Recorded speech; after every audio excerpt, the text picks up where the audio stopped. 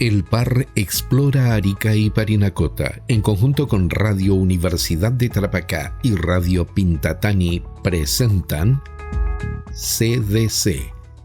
Conversemos de Ciencias. Un espacio de diálogo y reflexión en torno a preguntas cotidianas con respuestas del mundo científico y académico.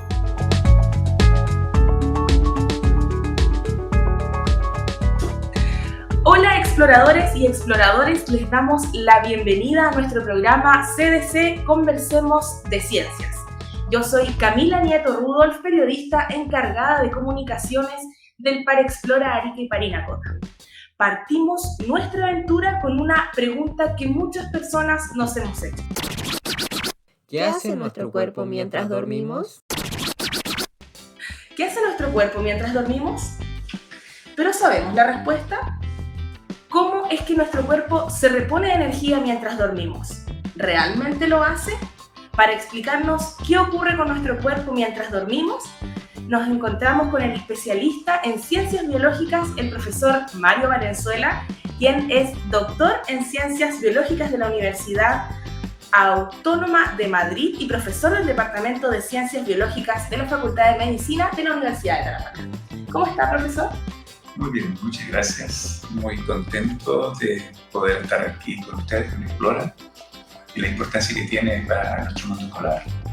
Perfecto, muchas gracias por aceptar nuestra invitación. Entonces vamos a partir con esta pregunta que nos mueve, que queremos responder. ¿Qué hace nuestro cuerpo mientras dormimos? A ver, voy a partir rompiendo quizá un mito que está implícito en lo que acaba de mencionar, porque ahí se hace alusión a que nosotros reponemos energía. Y si bien es cierto algo de eso hay, indudablemente durante todo el día el proceso energético está funcionando, se está llevando a cabo, ¿ya? Porque su primera función indudablemente es justamente aportar todos aquellos requerimientos que se necesitan mientras estamos moviéndonos, pensando, estudiando distintas cuestiones. Y por lo tanto es un proceso que es bastante permanente. Indudablemente que justamente la diferencia se hace con el cerebro, ¿ya? Se sabe, de acuerdo a lo que nos aporta la neurociencia, que el sueño tiene etapas, ¿ya? Las denominan por número 1, 2, 3, 4, pero en lo más profundo de lo que es el sueño, nosotros tenemos una fase que se llama REM, la famosa fase REM. REM es del inglés Rapid Eye Movement, que significa movimiento rápido de ojos.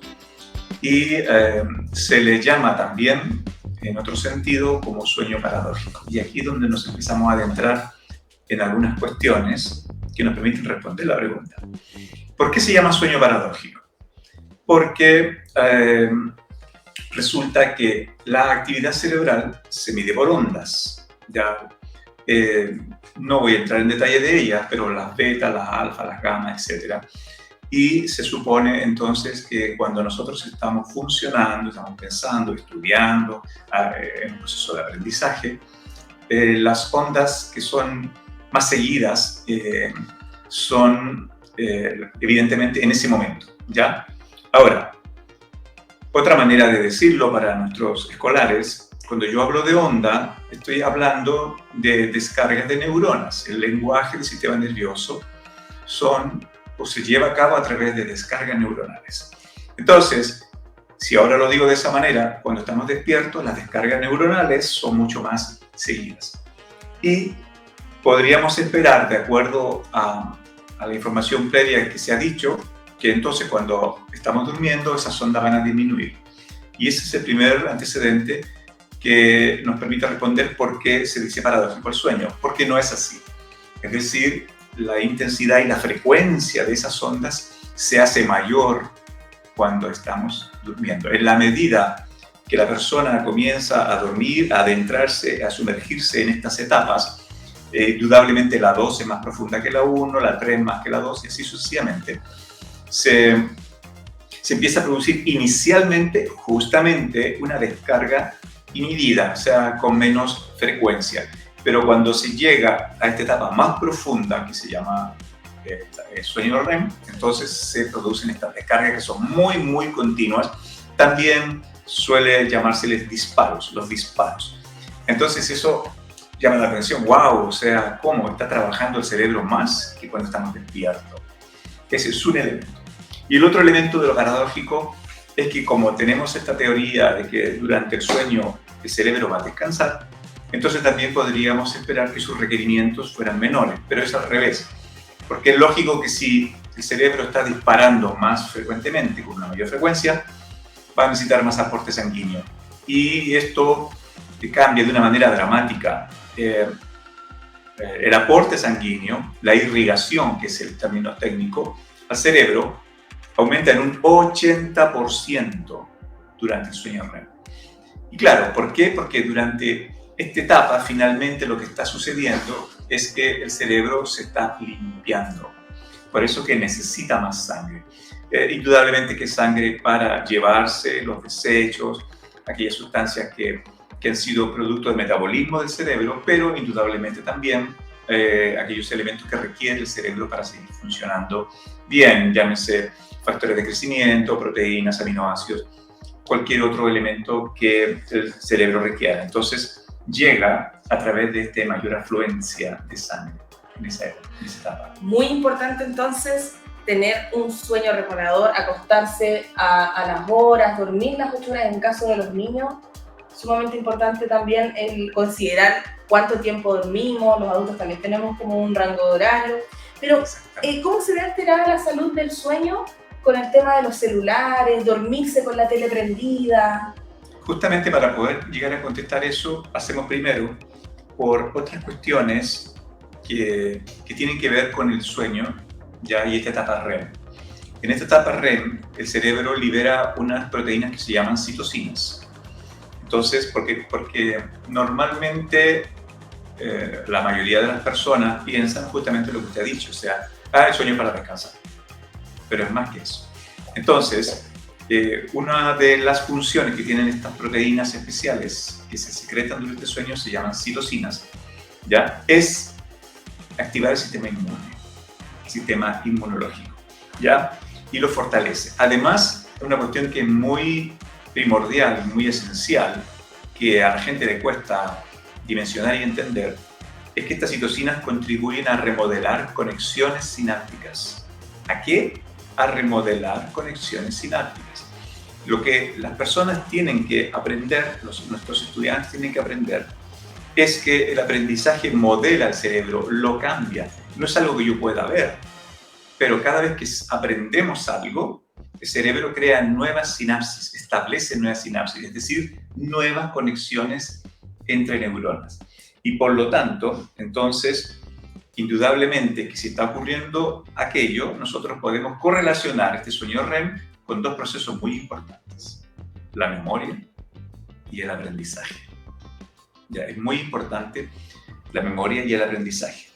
Entonces, bueno, de hecho, si uno va a no respetar estos tiempos, porque indudablemente, como usted ha dicho, o sea, tengo autoridad moral al respecto. En mi casa se desenchufa la internet, los teléfonos quedan en modo avión, los iPads quedan desconectados, las tablets, incluso los aparatos electrónicos. Por ejemplo, no hay en mi casa un reloj a electricidad, no, es un reloj que es a pila. Nada que tenga un televisor, nada conectado, porque todo eso indudablemente está comprobado, afecta al individuo, ¿ya? Va a entorpecer este proceso normal de ir entrando en el sueño profundo, ¿ya? Y que este sueño profundo, además de lo ya dicho, ¿no es cierto?, que está relacionado con la sinapsis, se ha demostrado, facilita la capacidad de concentración, de atención y de reflexión en los estudiantes. Y todavía más. Por eso que es muy importante lo que usted ha dicho respecto de los cuidados que tenemos que tener, ¿no? Una de las investigaciones más recientes de la neurociencia logró determinar que más o menos, aquí quiero ser bien claro que no es a rajatabla, pero más o menos a las 11 de la noche, el cerebro graba todo lo que nosotros hemos aprendido en el día. Ahora, este estudio no solamente determinó aquello, sino que pudo también constatar que en la medida en que uno se aleje de ese horario 11 a 12, llega un momento que es un error de aquel que se queda estudiando muy tarde, ya si se queda estudiando hasta las 3 a las 4 de la mañana, lo que va a suceder con ese individuo es que esa noche el cerebro no va a grabar. Y es decir, todo lo que está estudiando no le va a servir, porque el cerebro no lo va a registrar. Entonces, como vemos, realmente este sueño profundo tiene muchos beneficios para las personas, indudablemente para los estudiantes en todo su proceso de aprendizaje, porque le va a facilitar la reflexión, la concentración, como hemos dicho, la memoria y el aprendizaje mismo. Y es fundamental entonces que tomen ese tiempo para poder tener normalmente estos procesos en desarrollo.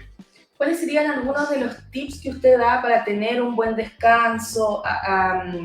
El día, por ejemplo, tengo una prueba, tengo que hacer algo importante el día siguiente o simplemente quiero despertarme con más energía, más fuerza. ¿Cuáles son los consejos que usted nos daría para que pudiésemos tener una salud del sueño impecable? Bien, son bastante básicos, generales y fáciles. Tal vez por lo mismo la gente no los toma, ¿no es cierto? Como usted dijo hace un rato, número 1, poder sacar cuentas y ver si voy a poder dormir 8 horas. Era algo que yo hacía cuando era estudiante universitario. Ya me he puesto a tal hora, listo, ok, 8 horas. 8 horas. Otra cosa que se ha perdido la noción es cuánto entorpece el sueño la luz. Entonces, las habitaciones donde nosotros dormimos tienen que ser oscuras, tienen que estar oscuras. Ojalá utilizar este tipo de cortina que se llama blackout, ¿ya? Que el nombre lo dice, bueno, si nuestros estudiantes no lo saben, significa que no deja pasar la luz y nos deja total y completamente a oscuras. Luego tenemos evitar, por lo menos unas 3 horas antes de ir a dormir, comer. No se recomienda comer porque eso va a entorpecer el proceso de sueño. Pero, por supuesto que es cierto que esto influye tal vez de una manera más fuerte en adultos que en niños, pero no deja de ser. Se supone que un niño no toma café, se supone, pero esa es la otra recomendación, no tomar café. Y en este caso, aquellos estudiantes que son mayores, ya no básicos, a lo mejor de media, bueno, junto al café también tendrán que prescindir de las bebidas energéticas, porque las bebidas energéticas tienen demasiada cafeína y eso les va a impedir entonces conciliar el sueño. Y incluso algo tan doméstico como cerciorarse que verdaderamente, sobre todo en esta época, tengamos suficiente abrigo, porque hay personas que no se dan cuenta que su mal dormir es porque tienen frío y no se dan cuenta de eso. Eso es así. Ya eso está comprobado. De repente la persona dice no dormí bien y no se da cuenta que el problema es que está pasando frío. Durante el sueño se bloquea todo lo que es movimiento. Para no usar nombres difíciles para nuestros estudiantes, hablemos de un centro que controla el movimiento. Cuando uno llega al sueño REM, existe una conexión nerviosa que bloquea todo tipo de movimiento. ¿Ya? Entonces esto es muy importante porque a veces una forma de evaluar el que alguien está durmiendo mal es justamente darse cuenta que se mueve. Ese es un indicador. Cuando la persona se está dando cuenta que se está moviendo o que tiene sensaciones de que se va a caer, cuestiones por el estilo, eso no debiera ser. ¿Por qué? Porque la persona cuando está en sueño REM tiene bloqueado la parte muscular. ¿Ya? Ahora, esto indudablemente tiene algunas funciones. Entonces seguimos adentrándonos en el campo de las funciones que tiene el sueño, sobre todo en nuestros estudiantes, porque es mucho más fuerte lo que voy a decir en niños que en adultos. ¿Ya? Resulta que el sueño tiene una función que se llama práctica sensorial y motora. Entonces, cuando el niño está durmiendo, sueña, por ejemplo, que está corriendo, que está nadando, ¿ya? No se mueve porque ha pasado lo que he dicho, se bloqueó el movimiento, pero en su cerebro se están revisando y poniendo a punto todas aquellas conexiones nerviosas que justamente le permiten correr, nadar, pelear, lo que sea. O sea, para nosotros el cerebro está dormido, no, pero el cerebro está ocupado en este proceso, y sobre todo cuando hay un sueño que involucra movimiento, el cerebro está repasando la sinapsis, ya las conexiones nerviosas. Y entonces cuando el niño está durmiendo, al hacer la revisión de los circuitos, como he dicho, se descubren estas sinapsis y demás y se reabsorben, se eliminan. ¿Ya? Esto es algo muy importante. ¿Qué cosa? Que entendamos, porque todo estudiante se le ha enseñado que las neuronas no se reproducen. Pero las neuronas, cada una de ellas, termina en unas extremidades que se llaman botones terminales, que son las que hacen la sinapsis. ¿Ya? En promedio, una sola neurona puede tener 2000 botones terminales. Entonces, si bien es cierto, en ningún individuo se ha descubierto que se pueda reproducir la neurona, pero sí estas neuronas pueden crear o deshacer conexiones sinápticas. Entonces, aquí entra en esta categoría lo que acabo de decir, ¿no? Cuando el niño está madurando, está creciendo, y hay conexiones que son malas, entonces se quitan. Y ahora entonces lo conecto con lo que dije adelante. Cuando yo estoy aprendiendo algo, se crean nuevas sinapsis. Por eso dije hace un rato, el aprendizaje modela el cerebro. Modela, se establecen nuevas conexiones. Nuevas, y además esas conexiones nuevas se pueden conectar con anteriores. Por eso es que nosotros podemos, en nuestra capacidad cognitiva, asociar conocimientos. Le digo, esto es así, claro, porque yo sabía esto, pero me enseñaron esto y llegué a esta conclusión. ¿Por qué? Porque el cerebro hizo una conexión sináptica entre mi conocimiento antiguo y el nuevo, conectó las dos cosas a través de mi sinapsis. Si bien es cierto, no se pueden crear nuevas neuronas, pero las neuronas pueden crear nuevos botones y hacer nuevas sinapsis, y eso permite recuperar la función. ¿Cuáles serían las consecuencias de un mal dormir en niños, niñas y adolescentes? Si partimos por los niños, indudablemente va a repercutir de una manera muy fuerte en el crecimiento, ¿ya? Porque se sabe que entre las 12 de la noche y las 4 de la mañana se secreta la mayor cantidad de hormonas del crecimiento, ¿ya? Ahora, ojo, aquí hay que entender que en nuestro cuerpo todos los eventos biológicos que ocurren son procesos. O sea, si yo me acuesto a las 3 de la mañana, siendo niño, no significa que a las 3 a 4 alcancé a secretar hormona de crecimiento porque me acosté una hora antes de las 4. No, o sea, hay que acostarse temprano para que se desencadene ese proceso. Eso hay que entender.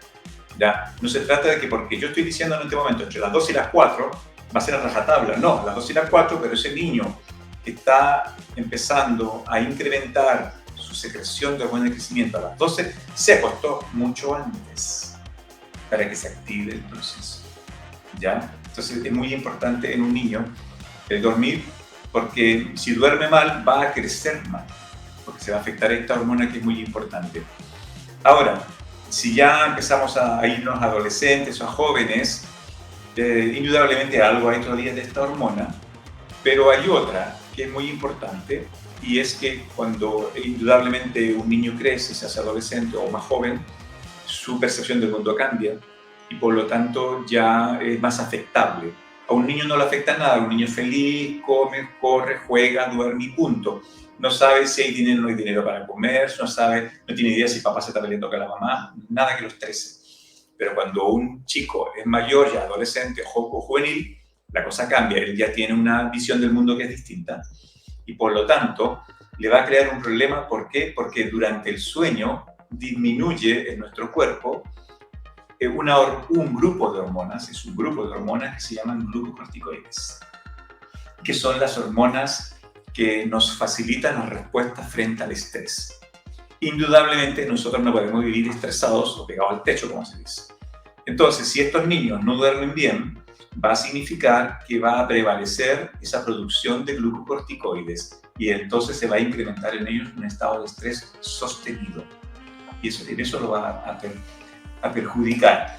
Indudablemente, juntándolo con lo que hemos dicho antes, todo niño que duerme mal es un niño que va a ser peor estudiante, porque se van a ver afectados sus procesos de memorización, de aprendizaje, de reflexión, de concentración, indudablemente. Y también, en alguna forma y medida, no tan sustancial, la parte corporal metabólica, podríamos decir, en cuanto a la energía, ¿no? De poder tener, propiciar durante el sueño toda la energía que me va a servir para el otro día, independientemente que, como yo dije al comienzo, igual se produce durante el día, pero hay un cúmulo de esta energía que se produce durante el sueño. Y luego también un poco llevar la idea de lo que estamos hablando con el cerebro y los otros órganos. O sea, sería ridículo que nuestros estudiantes puedan entender muy bien que el cerebro necesita el sueño, pero resulta que todos y cada uno de los demás órganos también. O sea, el hígado, el estómago, el páncreas, el vaso, la médula espinal, que forma glóbulos rojos, todos necesitan el sueño. Entonces, sería sesgado hablar y correlacionar el sueño solo con la función cerebral, sino que efectivamente todo nuestro cuerpo lo necesita. De hecho, a la gente no le gusta mucho escuchar esto, o son un poco escépticos, pero hay estudios que correlacionan el buen dormir con la longevidad. Una persona que duerme menos tiene un desgaste orgánico mayor y demostrado por la ciencia una vida más corta. O sea, tiene que ver con el largo de la vida el que nosotros podamos rescatar este buen hábito de dormir. Perfecto, entonces sumamente importante para niños, niñas y adolescentes y también para los adultos el poder dormir 8 horas, descansar en un espacio oscuro, idealmente sin ruido, idealmente sin muchos estímulos que hayan por ahí. Recordemos que es parte de los derechos de los niños y niñas adolescentes vivir en condiciones de bienestar y un desarrollo sano integral, el derecho a la protección de la salud y la seguridad social y el derecho al descanso y al esparcimiento. Entonces, sumamente importante también, ya que esto es un derecho de niños y niñas. Muchas gracias, profe, por haber participado el día de hoy en nuestro programa. Queríamos saber si usted quisiera destacar algo para cerrar este capítulo tan importante en el cual estamos respondiendo qué hace nuestro cuerpo mientras dormimos. No, solamente recalcar el hecho que se entienda que, si bien es cierto, hemos puesto nuestro énfasis en el cerebro, todo el cuerpo lo requiere. Y luego recordé otro tip, mi esposa lo usa, es aquellas personas que lamentablemente su hogar está en un ambiente un poco ruidoso, bueno, sirve el uso de tapones. Ya, mi esposa usa tapones para dormir y entonces eso ayuda muchísimo a conciliar el sueño. Solamente eso, y agradecer esta oportunidad de estar con ustedes y poder de esta manera indirecta llegar a todos nuestros estudiantes de la región. Muchas gracias por su tiempo entonces. Nos despedimos del profesor Mario Valenzuela de la Facultad de Medicina de la Universidad de Tarapacá. Muchas gracias. Para finalizar este capítulo en el que conversamos con respecto a qué hace nuestro cuerpo mientras dormimos, nos encontramos con Paulina Muñoz, quien es parte del equipo de Explora Arequipa Parinacota, quien nos va a ayudar a hacer una reflexión en torno a esta interrogante. Hola Paulina, cuenta. Hola Camila, muy bien, gracias. Muy impresionada también por todo lo que comentó el profesor Mario sobre lo importante de descansar bien. Mencionó algunos tips importantes, a veces muy difíciles de hacer, como por ejemplo dormir, antes de dormir no ver el celular. Qué difícil hoy en día. Pero es uno de los consejos importantes que nos dio el profesor. Así que en torno a todo lo que comentó el profesor Mario, los queremos invitar a reflexionar sobre lo importante que es dormir bien para los seres humanos y por sobre todo para las niñas, niños y adolescentes, ya que el buen dormir forma parte de algunos de los derechos fundamentales, como por ejemplo el derecho al descanso y al esparcimiento, entre otros más, pero destacamos ese derecho principalmente. Entonces, a partir de lo comentado por el profesor Mario Valenzuela, les queremos proponer un desafío. El desafío consiste en registrar por 7 días en un cuaderno, en una libreta, ir registrando cómo se sienten al despertar, siempre considerando si es que durmieron 8 horas, si si es que durmieron más o menos de 8 horas, si es que se durmieron con el celular al lado de ustedes, mirando el celular y se quedaron dormidos, o si dejaron el celular y la televisión apagada 2 horas antes de dormir. Esto tiene como objetivo que ustedes puedan ir comparando cómo se van sintiendo con todas estas variables, si es que comí antes de dormir o 2 horas antes de dormir y las mencionadas anteriormente, para ir comparando cómo se siente nuestro cuerpo al despertar.